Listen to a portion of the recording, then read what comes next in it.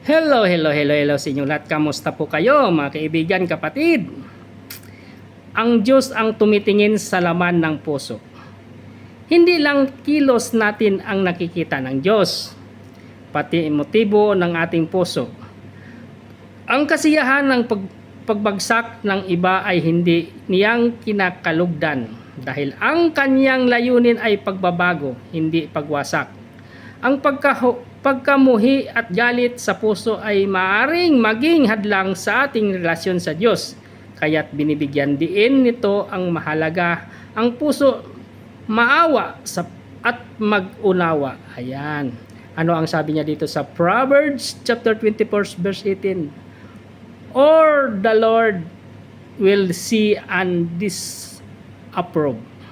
Ayan ang salita ng Diyos. Salamat sa Diyos sa kanyang mga salita. At ingat po lagi.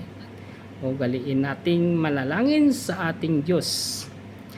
At magpasalamat tayo sa kanyang ginawa at magpatawad tayo sa ating kapwa. Kung sino man ang sa atin nagkakasala. Ayan, sapagkat walang perpektong tao sa mundo. At tayo'y nagkakasala at nagkakamali. Magpatawaran lang tayo.